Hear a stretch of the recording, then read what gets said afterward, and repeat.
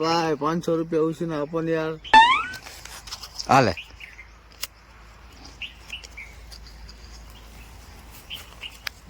ભાઈ ઓલા ઉછીના 500 લઈ ગયો ઈ તો લાઈને 2 વર્ષ થયા મારા ભાઈ.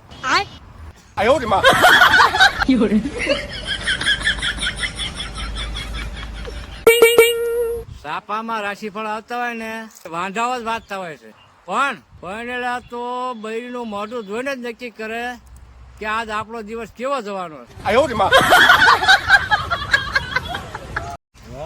કેવું મજા અલે સિગરેટ લેતા મારા માટે. હું થોડો તારો ગુલામ છું, હું ખાનદાની માણસ છું, હું રહીશ માણસ છું. તારી જેવા મારી આ કામ કરે ગુલામ. આ તો 5 રૂપિયા તું વાપરજે.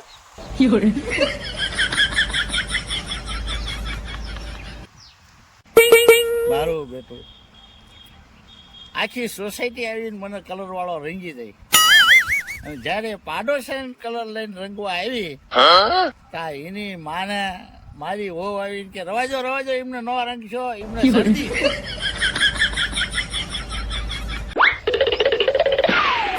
બરોબર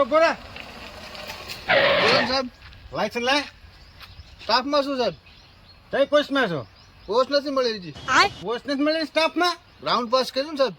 ગ્રાઉન્ડ પાસ કરે કઈ પોસ્ટ નીકળ. જો આમે રમા હા તારે પોઈને કમાવે ને તો હું કહું ને એમ તું કર. એ વળી કેવું? જો પરણેલા પુરુષને દિવસમાં 1 વાર તું વસાવીશ ને તો તને દિલથી આશીર્વાદ મળશે.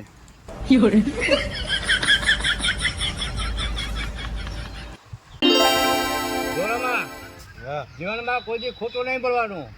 ખોટું બોલીને તો બહુ પાપ લાગે. પણ હાસુ બોલવી મરસા લાગે બધાને, એનું શું?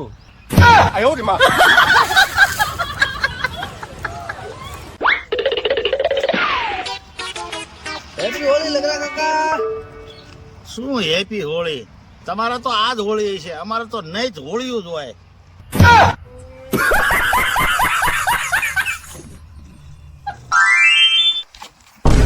જો મોટા મારા લગ્નની એક સિવાય બધી તૈયારી થઈ ગઈ. કઈ લગ્નની તૈયારી કરી છે? જો ડીજે વાળાને કહી દીધું, કેટરિંગ વાળાને કહી દીધું, મંડપ વાળાને કહી દીધું, હાથી ઘોડા વાળાને બધાને કહી દીધું.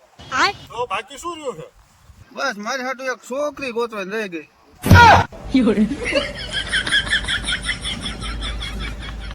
મોટા હઉ, તારી લે કે હું કરોડપતિ હોઉં.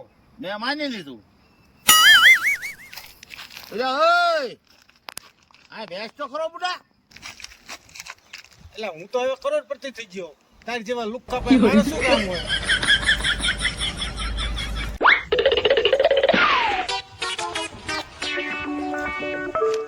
આ કેમ બેઠો છો? એલા ભાઈ શું વાત કરું, હું તો ખેદુનો બીમાર છું અને આ તો નદીની હવા ખાવા આવ્યો છું, પણ ડોક્ટરે એવું કીધું છે ખાવાનું ને પીવાનું બે રાખજો.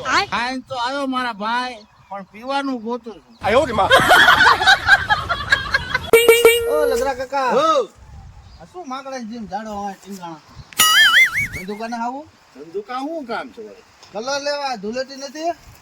એટલે આ ભાઈ કલર ની કાંઈ જરૂર નથી, હું બોલું એમાં જ માણા લાલ પીળા થઈ જાય.